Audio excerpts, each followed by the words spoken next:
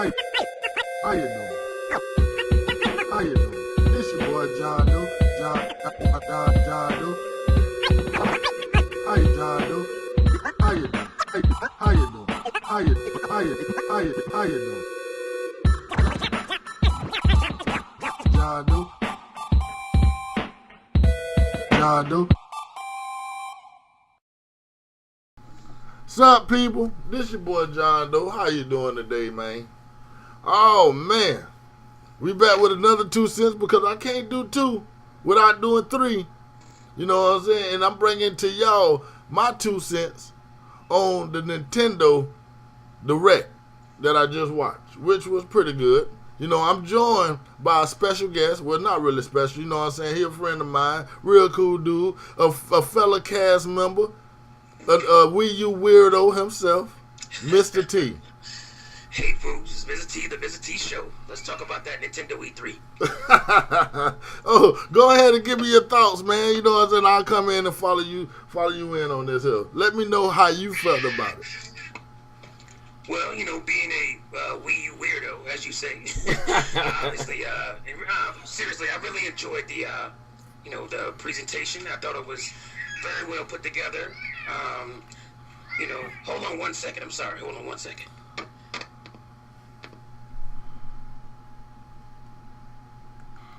Go ahead. Back on? Yeah, we back on. We back with it.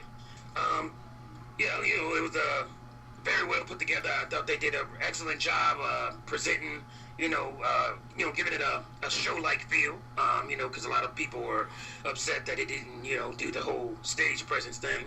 But I felt like, they showed that, they could still, bring the hype and bring the games without, doing that whole, stage thing that, we're used to.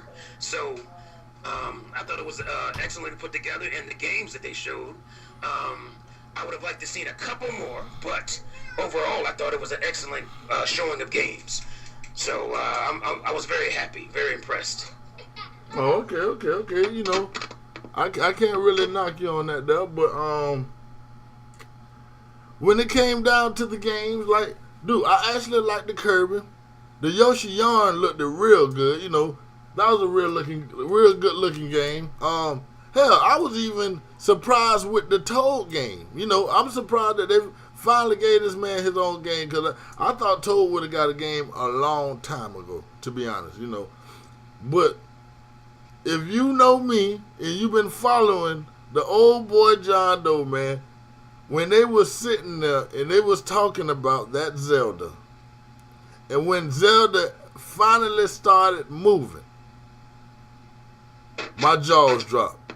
Oh, you mean Link? Yeah, Link. I don't know why I call him Zelda, but Link. Honest mistake. Yeah, but you know what I'm talking about. Yeah, when Link actually started moving, it was a beautiful thing. I mean, it actually played out like it was real. You like the way the horse moved around the corner, the physics and everything. Even when the monster, with the weight of the monster, when it slid into those boulders, you know, dude, it was beautiful. Go ahead.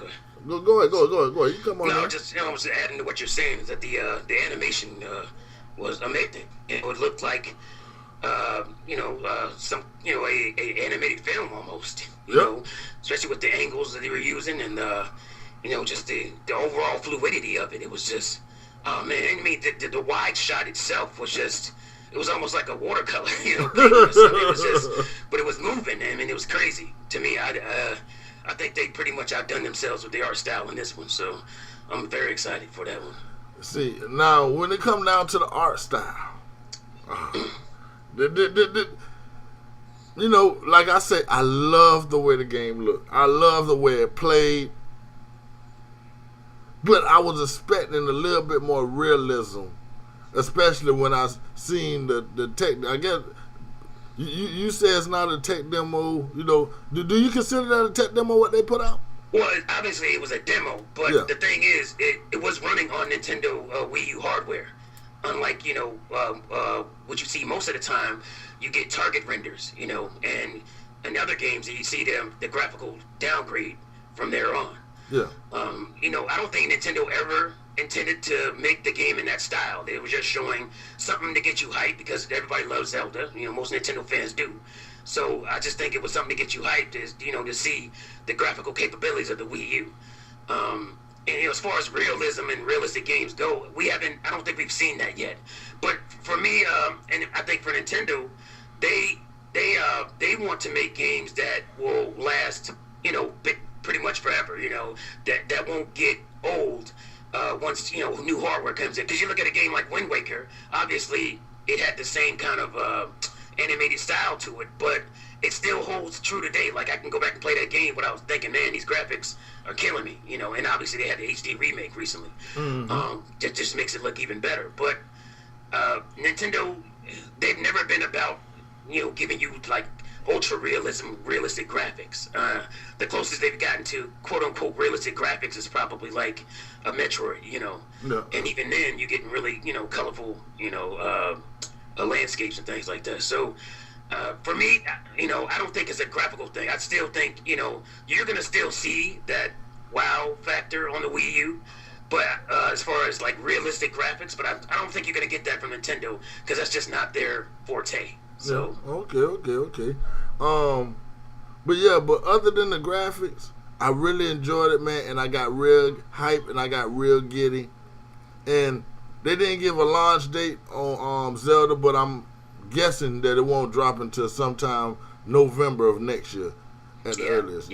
So I feel that'll be a good target. So we're gonna definitely see something next year about Zelda. So I'm real hyped about it. And then we also got not an actual date, but a time frame when Bayonetta gonna drop. And that's the most realistic game I think they done put out so far. Realistic looking, and the game still looks great. It still looks great, and it plays. I think it's still 1080p 60 frames per second, correct? it is, yeah. Yeah, but that's one of the best games that I have seen at E3 in the last 3 years. You know what I'm saying? That is a beautiful game, man. And I can't front. I can't come on here. If anybody watch me and they know, what I'm saying, I keep it. I'm honest, and that is one of the best looking games. So that's another game that I'm looking forward to playing, because I think right now Nintendo is they're trying to work with the people who not Nintendo fans, man. But with Sony doing so bad, it's actually pushing people toward Nintendo. All Nintendo had to do was come out and show a little something, which they showed a lot of something. But how you feel about that? How you feel about the Bayonetta? This is a funny story because I was really close to, because I'm a platinum, and I haven't played all of their games, and Bayonetta is one that I missed. So I was really close to going back and picking up Bayonetta for my Xbox 360. Oh, you don't got to do that now. That's what I'm saying. Yeah. This came. I was completely surprised by this. We've been saying that they should have done this for a long time, and obviously they've had this in the works because you can't just do this overnight. Mm-hmm. So adding Bayonetta 1 to the game was a stroke of brilliance, and now I don't have to go back and out on my 360. I can have both of those games for the price of one. I'm really excited about that. So and the game obviously looks beautiful. It's fast. It's platinum. Platinum is really good at those action games. So, man, I'm really looking forward to it. Yeah. You're really looking forward to it. How did you feel when you seen the Yoshi yarn? I almost peed my damn pants. This is what I was looking forward to, the Yoshi game. When they announced it, and it looked okay. It gave me that Yoshi or Kirby's Epic Yarn feel. I wasn't overly impressed, but I was still, focused and looking at probably picking it up. But man, talk about an upgrade.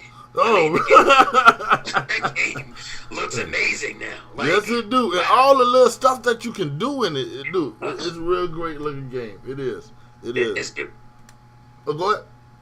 No, I'm just saying it's beautiful, man. Yeah. And obviously the game, it showed more gameplay because you didn't really get any of that the first time.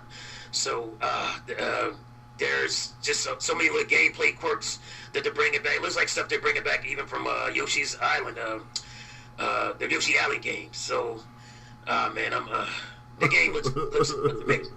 The only thing that made me sad was I saw 2015. I was like, oh damn. Oh man, dude, they like I say, they put their foot in their mouth when they did that with that Yoshi yarn. You know, Nintendo has always made quality games. That's one thing. Their first parties, dude. Nobody is messing with Nintendo when it comes to first party games. I'm on record of saying that. I think they put out the best first party, and their games when they put them out, they don't put out games that need patches. You get when they put out a game, the game is completely finished. And I have always said that. Okay, but anything else you want to add before I move on? No, for as far as Yoshi, it's just a beautiful game. That's all I can say. It looks great. And we're gonna move on to another beautiful game, and that's a cult classic, cult favorite. That's Mr. Kirby turning into everything. You know what I'm saying? He just transforming on this one. He'll sub 1 minute, he'll tank another. He doing all kinds of craziness. How did you feel about that, sir? This is basically a sequel to the DS game, Kirby Canvas Curse, which was one of the best DS games out there. If you don't have this game on DS, or go get it for your 3DS, because it's an awesome game. It's one of the first games that really utilized the the two screens and the touch controls of the DS. And this was a no-brainer for me. I'm surprised, God. I didn't think it was coming, but man, it's awesome. It just looks awesome, and the art style they're using, the claymation, to me is a stroke of genius as well. It just, it was really good at just, giving you not exactly what you're looking for, but what you need. Kind of like, oh man, that was a perfect, with that look. Because it's to making that transition from the DS. It could have easily just given you something that looked similar to the Yoshi Island game. Hey! I want to notice. Did you notice how Nintendo did that? They made it seem like it was actually transforming from a DS because they brought it from the pad to the big screen. Yeah, so I was like, oh man.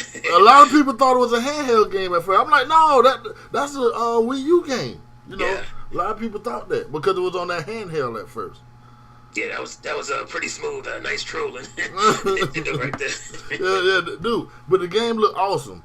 And another one that came right around that time was when they brought in the Toad game, which the Toad actually played off of. What's the Mario called when Mario be helping Toad out with the Mario with the cat suit? What's the name of the game? Mario U. It's not Mario Brothers. You talking about 3D World? Yeah, 3D World. Yeah. That's Mario in the cat suit. Yeah, you help Toad out, and you have to change the board around. And I see they actually took that idea and made it into Toad's very own game. And I think, dude, that was kind of brilliant right there. Oh yeah, I mean, if you play Super Mario 3D World, those Toad levels were some of the most fun in each world. And there's one in each world, and they were really inventive. And I was like, I even thought like this would be a pretty cool game, that the Nintendo could do. And bam, yeah. They made it into a full-fledged game. And man, it's not just, we're gonna give you a bunch of levels that we had left over. To me, it looks like a full-fledged game because, especially that level with the dragon. Yeah. I mean, that looks graphically better than stuff you see in the 3D world. Mm-hmm. And so you can see that they put time into this game. And it's a smart business move for them because obviously the engine was right there. And they can easily transition and make that into a full-fledged game. So it was a smart business move. I'm sure it didn't cost that much to put the game together. So, man, and they could have easily, even done a DLC thing for Super Mario 3D World. But it's probably so many different levels they need to say, let's make this a full game. So, man, so you got your platforms coming for you now, man. You got your platforms. I know you feeling real good over there at the present time. My platforms. Okay. Now we're gonna have to go to my biggest disappointment because I was definitely, like seeing all that graphical brilliance up until this point, man. When I seen this game and it was people in the call with me. We had C4, we had Dark Holy, and we had it was somebody else who was in there, but they actually seen it before me, and it was just like, oh man, this game looked like it could be a GameCube game, man. It's real blocky. And I was very disappointed, man, when I seen Xenoblade Chronicles X, man. I was very, very disappointed, man. But it may not take away from that. The game may be great. The game might be phenomenal. But the visuals wasn't what I was expecting when I was going to see it. I thought the visuals would be much better. How do you feel about that, Mr. T? Okay, I'm gonna preface this by saying, I'm not the biggest dude about, worried about graphics and all that. But if the graphics are so bad, I don't want to play it either. But I'll just say I wasn't ever that impressed with the graphics of Xenoblade or X initially when they first showed the early trailers and all that. So as far as it looking blocky and all that. That never bothered me. I was always impressed with the vastness of it, the being able to traverse the world, seamlessly kind of thing that they were showing, and jump in your mech and do all that stuff. That's what impressed me about the game from Jump Street, because I have Xenoblade Chronicles, love that game, and graphically, obviously, it's not impressive. Mm-hmm. It's just the technical aspects of it, the vastness of the world on a Wii console, which is pretty. But that's a Wii though. We expect that from the Wii. What I'm saying is, that's what was the focus for me as far as graphics on the game. It was always the art style and all that. Now, I will say this. This might be considered damage control, but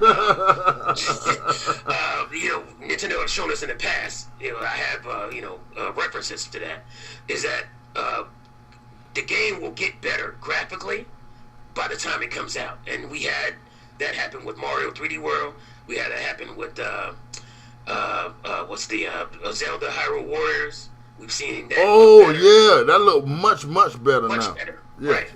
So I'm not guaranteeing that this game will look better for anybody. I'm still gonna buy it. It's Xenoblade.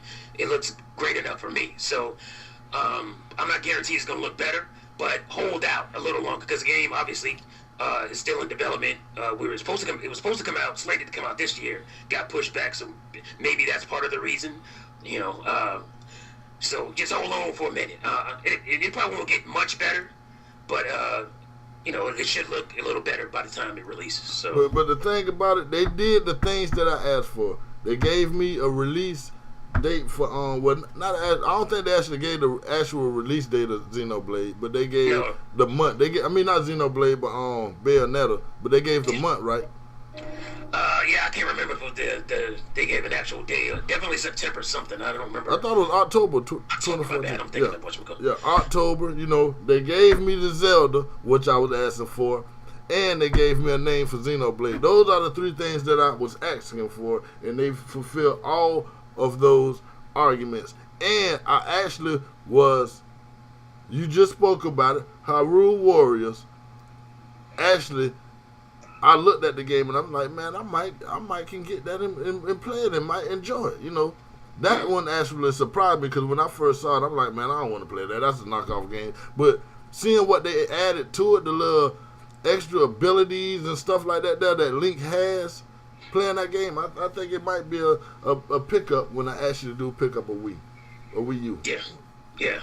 Same thing for me. Initially, it wasn't too impressive. As far as visually, I didn't really like the art style of it. Obviously, that changed a lot. So that brought me back in. But the thing that brought me back the most is the fact that it's not just going to be Samurai Warriors with a Zelda, cover on it. It's going to be. It looks like it's going to be canon for the story of Zelda, and obviously they're adding all these playable characters in that have their own unique abilities, just being able to play as all these characters you love from the Zelda world is just, cool. It's something that I've always wanted that I've never really thought about that much. I've always thought, man, it'd be cool to play as Sheik or play as Impa and all that stuff. And now, and they say you're gonna have to strategize to actually defeat the bosses. Like you can't just go in there and hack and slash them. You're gonna have to actually use those abilities to defeat some of the bosses as well. So I think that's a step up from the regular Dynasty Warriors franchises and stuff like that. Yeah, completely agree with that. Yeah. The gameplay wise, it looks it looks more deep than a Dynasty Warriors or Samurai Warriors game. So that's what got me more excited, and I see that Anuma is he's right there working with those guys to make sure it's authentic to the Zelda world. So that's what got me excited about it. So I'm looking forward to it now for sure. Oh, okay. And, let me see. Is there anything that we? Oh, well, I don't know how big of a Smash Brothers, but that was like the major thing about this Nintendo Direct. How do you want to speak on that? Though? I'm not a big Smash Brothers fan. I never got into it, but I see that the game is more intricate than I actually thought it would be, because I thought it was just a button smasher. I didn't know they actually had moves when it came down to the game, so I was actually surprised about that. How do you feel about Smash Brothers? Man, I'm a huge Smash Brothers fan. Like, that's the cool thing about Smash Brothers, is that you can play, the button mash items and just have fun kind of deal, but it's also a very deep brawler with, tons of move sets. And that's what's so cool about it. You can have the hardcore guys who want to play a, straight up beat 'em up fighter, and you can have just, the casual fan who wants to, play a fighting game with Nintendo characters and have fun. And this game seems to have so much like stuff packed into it. I agree. I mean, but now with the Mii's, and they have their own character sets and move sets. I mean, the modes in this game seem to be just piling on, and this is going to be a huge game come this December. How do you feel about the little Mimos? I think that's what they call the little figurines that you use to put certain characters in the game or whatnot. I mean, that just adds another layer of depth to the game. It's like you can train your fight. This is going back to stuff, that kind of started on Dreamcast, where you could have the little, I forgot what it's called, the little memory card. I don't know the name of it. I have it, but I don't know the name of it. That you can take, and you can take on the go, and you can kind of train your fighter and bring it back to the game. This is, it's kind of adding that to Smash Brothers. So you can, train your fighter using the little, what they call amiibo characters. Yeah. Which is basically Nintendo figurines that you can put on the controller, the NFC technology. You can train them, and you can, drop that onto your, you can drop it on anywhere. Say you want to go to a friend's house and upload your character that you've been training forever. You can do that. I didn't even think about that. I mean, there's so many possibilities now. With the figurines. I mean, it just adds another layer of depth to this already really deep game. Man, they really did it up for me. Dude, Nintendo, we said that they was gonna have to knock it out the park, and they did. They showed everything that we thought that I wanted to see in order to make me want to get a Wii U.